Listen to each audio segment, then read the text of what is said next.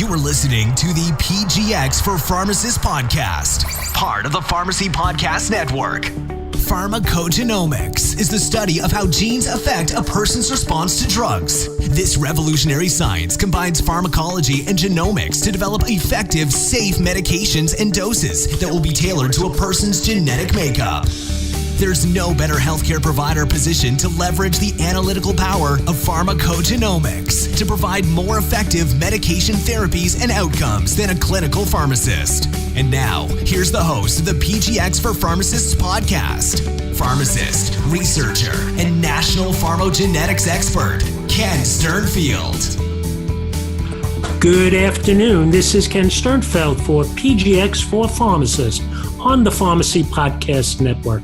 And I am welcoming you to a very, very exciting conversation with three industry-leading women who are setting the pace and the table for entrepreneurs in our profession. So I want to welcome three people, but first tell you a little bit about them, because this show is going to resonate with, I believe, most, if not all, of our listeners.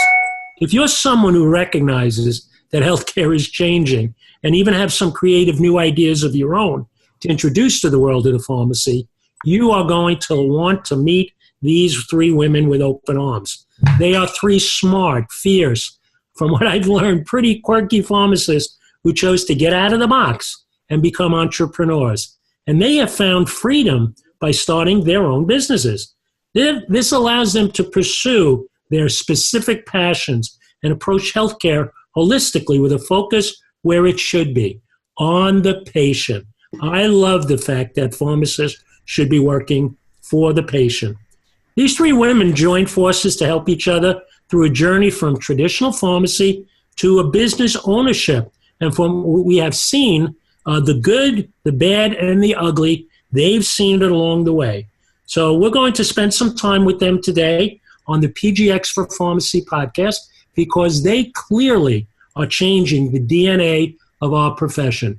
So I want to welcome three wonderful entrepreneurial businesswomen and pharmacists to the PGX for Pharmacy podcast, Anna Gannett, Sue Paul, and Michelle Frisch. Ladies, this is where I just turn this over because I know I've lost control of the show already with three amazing women. Welcome, ladies. Thank you.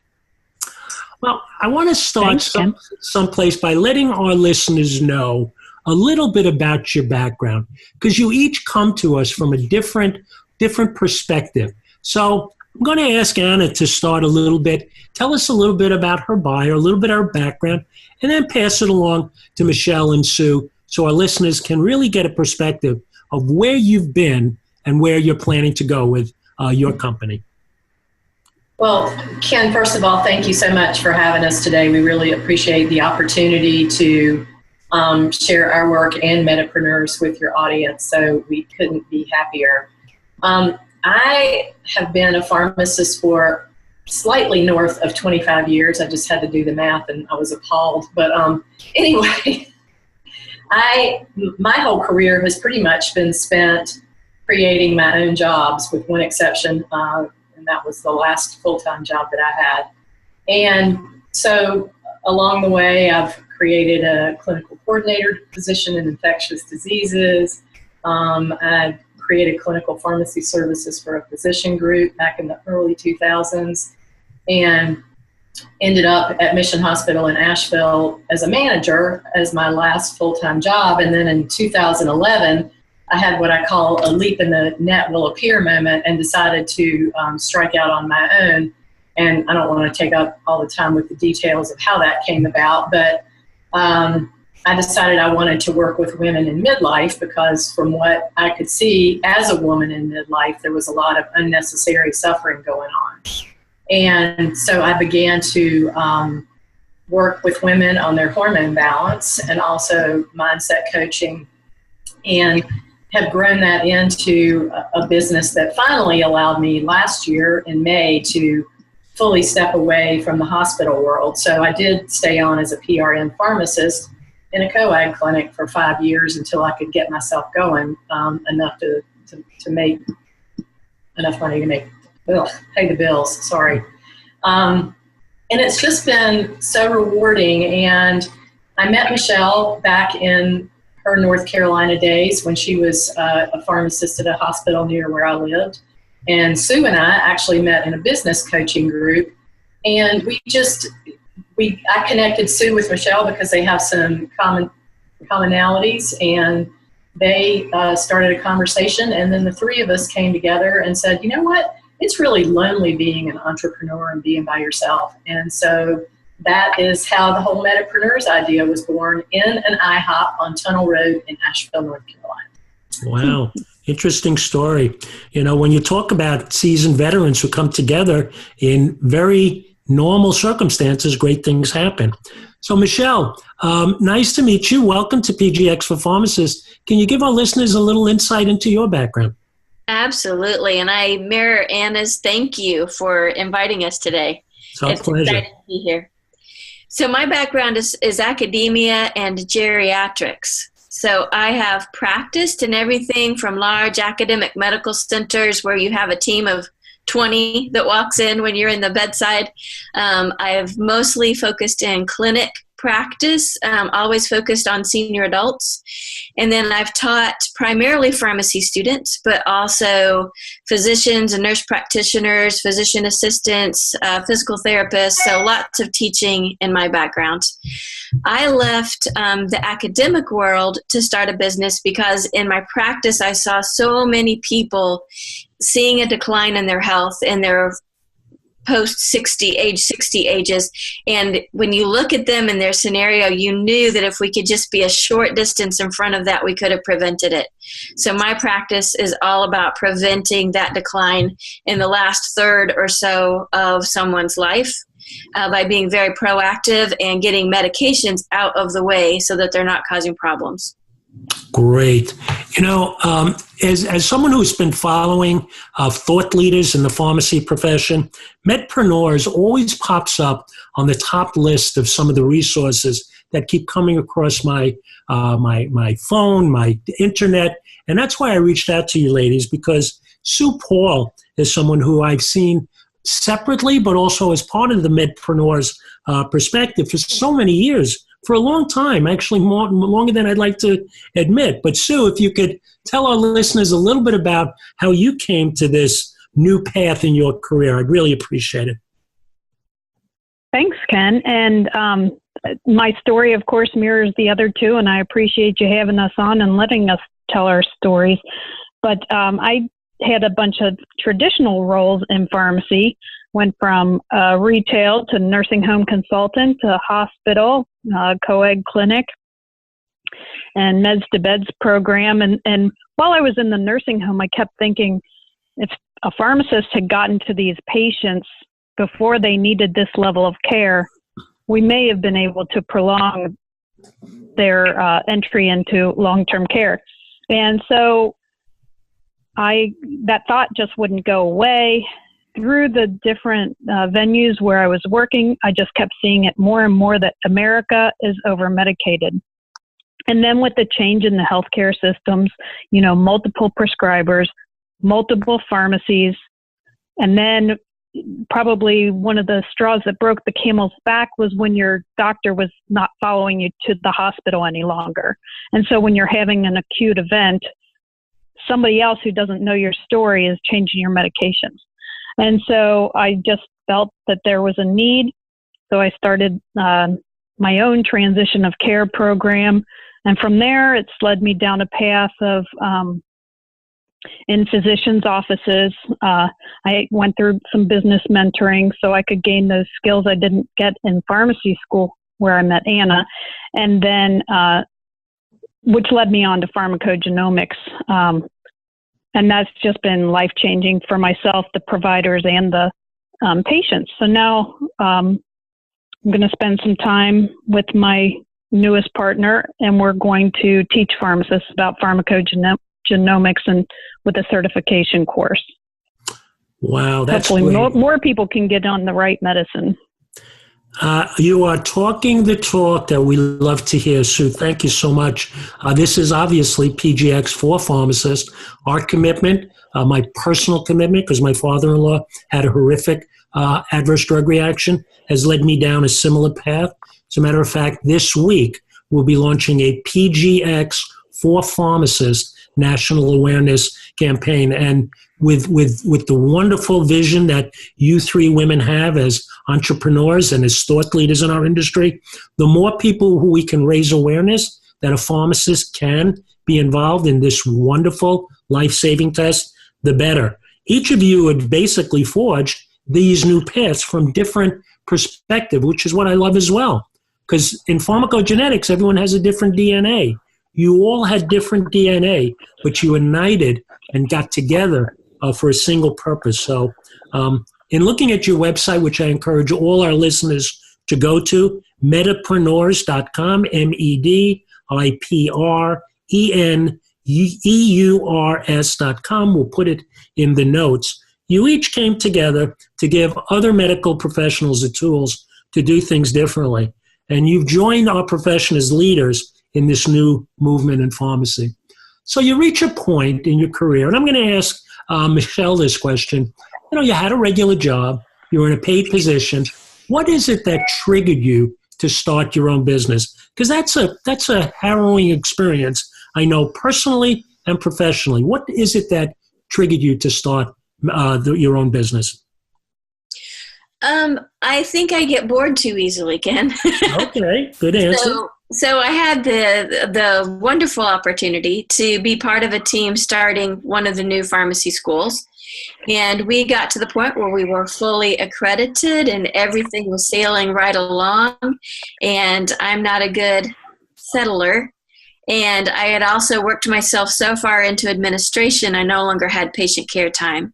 And so in thinking about those things, I saw an opportunity to go back to patient care and practice or demonstrate the efficacy of some new models.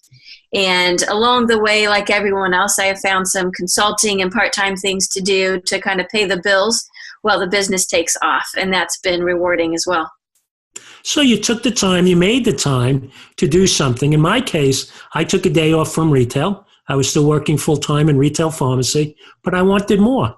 I wasn't being fulfilled at the height of my license. And again, you could stay where you are and let the winds and the things just put you against the rocks and knock you on the head, or you could go out of the box and be a little bit entrepreneurial. And like you, I went out of the box and I went to my own doctor and said, I want to be a care provider. I want to do what you do when I grow up. And if you do that, you'd be surprised how you could be welcomed into the healthcare environment. All you have to do is ask. So Anna, I want to ask you a question about when the time came for you to move from traditional to entrepreneurial and non-traditional. Did you do it all at once, or was it a gradual process? No, I started out very slowly. So I did a little bit of my own business while I still had a full-time job. And then at the end of 2011, I left the full-time job and worked different PRN, mostly at the hospital and the co-ed clinic, but I also did some consulting work for the Medicaid organization here as well to just keep bringing in some money while I got everything going. So no, it was by no means. It took me 5 years to get completely out. That's a good pathway for people to think about. These things don't happen overnight. When you're changing career paths, there are two ways to do it. You say, I'm done and I'm going this way, and whatever happens, happens. But the more intelligent way is to do it in a transitional period, to move into it, to see what you can do. I want to ask Sue, but some of the innovative things that you're doing now, did you have an opportunity to implement them or utilize them in the positions you had prior to moving it? Was it a platform for kind of trying out some things, or did you have to just move away from where you were? A little bit of both. I've always had innovative ideas. Some places where I was working accepted them and some weren't so accepting. but my biggest confidence builder was when I was working at the hospital, and the cardiologist allowed me to come and do visits with them. I did this on my own time to learn what they're doing with the patients and see if I could help. And they loved it so much. We started toward that path, and then all the red tape got in the way. And so I thought, well, I'll just do this myself and avoid some red tape anyway. You know, it's funny, you said on your own time, and that's something as a retail pharmacist, and we're not here to say anything negative. This is all a positive scenario, but sometimes in the retail environment, you're being asked to do things on your own time and perhaps not being compensated for them appropriately. However, what you did is you took your own time to do something that actually developed and clearly put you on a path to a new career. So I commend you. That's wonderful. You have to take your own time and make the time to, become a healthcare provider. It's not just coming to us. We have to make it happen. Anna, I want to speak to you because when I look at your website, and I've spent quite a bit of time on it recently, how did the concept of Medipreneurs originate? Because I understand it came from you. Truly at the IHOP on Tunnel Road in Nashville. So Sue came to town, and my husband, Dan Garrett, and I went to have breakfast with her, and we were just talking about how the challenges of being an entrepreneur and basically being on your own. And we looked at each other and we said, hey, wouldn't it be fun to have an event? Having absolutely no clue what we were talking about, of course. And that's how it got started. We pulled Michelle in and started having conversations, and it actually took us 2 years to get from the idea to the actual event last April. Let's talk about that event because it was a wonderful summit. I think it was in April of this past year. So Michelle, if because you were asked to come in, again, had you had experience in putting events together in any other category? Was this a new venture for you? And, how did you feel your way along? And what were some of the opportunities and challenges that came about for this event? It's a great question. And I will tell you, any event I had planned, it did not fully prepare me for what we did. But the three of us working together, we had some great coaching through some of Anna's contacts, in particular with marketing people.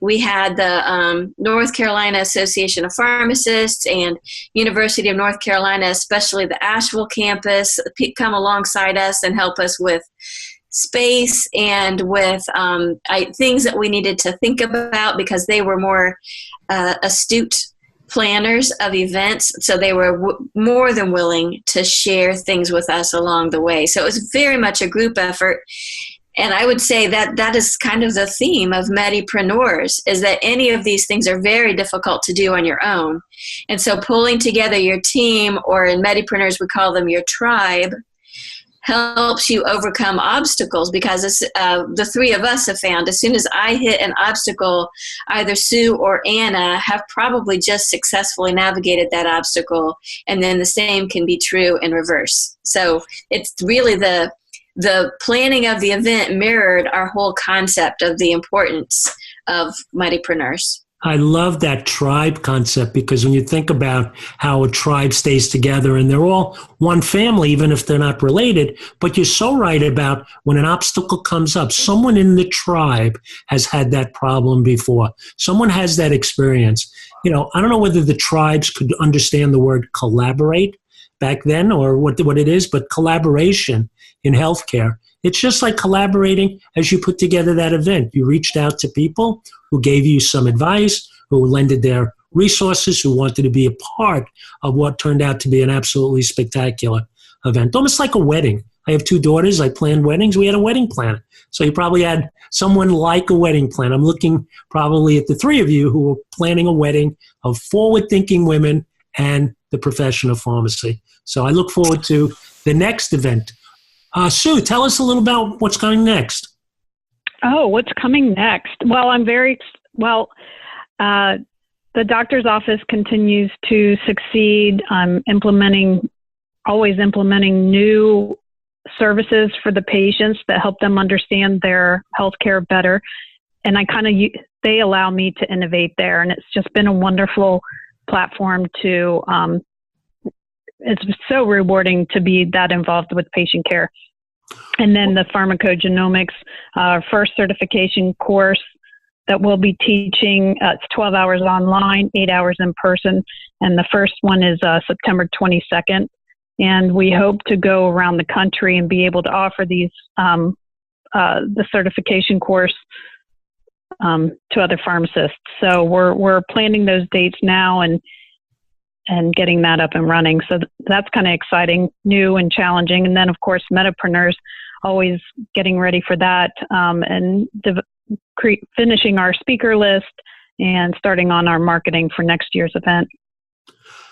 People hear about services that could be performed in a physician's office, but you are you're doing it. So what other kind of services, kind of out-of-the-box services that you've been able to do in physician offices, just so our listeners can hear, not about a course of learning something that might be able to do, but something that actually a pharmacist is delivering at the point of care. What other services, in addition to the pharmacogenetic testing, have you been able to implement with the physicians? The practice where I am wasn't very comfortable with, we have a lower health literacy population. And so they weren't very comfortable with, for example, basal bolus dosing of insulin.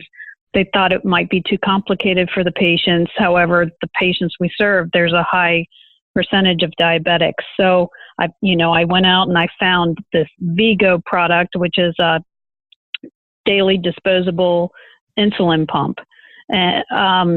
And I trained the patients on that, and they can get their basal bolus that way. They don't really have to count carbs very much. I mean, they are educated about carbs. That's one. Medication adherence, I'll set patients up with texting reminders to take their medication, and just trying to be that quarterback for the medicines, as far as with all their different prescribers and stuff, and make sure everybody's on the same page. That's pretty much it in a nutshell. Well, that's it. What you've kind of done is you've demystified the fact that a pharmacist working with a patient in a face-to-face environment and not in a fast environment, fast food pharmacy, as I like to call it, is able to make patient encounter relationships and is able to get to the level that the patient understands. So when the patient can understand what a pharmacist can bring to them, and of course the physician who puts you in that position understands as well, you were able to make positive impacts in patient care. Anna, since you started at the House of Pancakes with Medipreneurs, now that they've changed from pancakes to hamburgers, in healthcare, with what's going on in healthcare, some of the changes, how do you feel that the forward-thinking Medipreneur pharmacists can position themselves firmly as value-based service providers to the healthcare industry, which is changing every moment of every day? Well, as I look at some of the groups I'm in on Facebook and I see what's happening for the retail pharmacists and how stores are closing and hours are being cut, I just feel like, if you've got an idea and you're able to bring it forward, now is the time, because this is not going to get better, at least in my personal opinion. I agree. And, I have positioned my thought process is that I don't believe there's ever been a better time to be a pharmacist. Granted, we still advocate and are waiting for we recognize as healthcare providers, and hopefully that comes sooner than later. But the point is that with the changing landscape, through what is truly a crisis in our country in healthcare, a pharmacist as a trusted care provider, I believe, has the best opportunity to forward his or her career by coming out of that box and doing things that are proactive in terms of patient-centric care. So I don't think there's ever been a better time to be a pharmacist. And to the things that Sue is doing with pharmacogenetics, I mean, we are just at the beginning of how that could be an amazing new part of our toolbox. Asking a pharmacist about pharmacogenetic testing, who better to know about how the medications can be metabolized in each individual. It's personalized. Well, and I use nutrigenomics in my practice to help the women that I serve more precisely dial in the type of nutrition that's going to be best for their particular genetic type. And I've also been able to use it to further get information about hormones and metabolic pathways and detox pathways so that they get a better result from the work that we do. Well, everything you put in your mouth is a drug or a food. The foods are drugs. Everything you put in your mouth has to be metabolized some way, shape, or form. And it does have an effect on the other things that go on. I'm very, very, very pleased that we brought this group together. It's been a long time coming. We've kind of reached out a couple months ago and find the right time to do this. I think this is perfect. Everyone's going back to school in a couple of weeks or whatever, and I think pharmacists have to go back to school too. Look for new ways, and the entrepreneurial spirit that you women bring to our profession, I applaud you, and I look forward to having each of you and all of you on the future podcast, PGX for Podcast, Pharmacist podcast, and to also be involved where we can in any of your future initiatives. So I want to thank the three wonderful women who have joined us today, and please, we'll put your notes if you want to send over any information about your upcoming events, anything about how people can be in touch with you, to get in touch with your fine coaching services, and everything else that you do to advance our career at Pharmacist. This is Ken Sternfeld for PGX for Pharmacist. Follow us at PGX4RX, and of course, all of the great hosts on the Pharmacy Podcast Network. So I want to thank you all for our listeners, and specific thank you to the wonderful women of Medipreneurs. Thank you and have a wonderful day.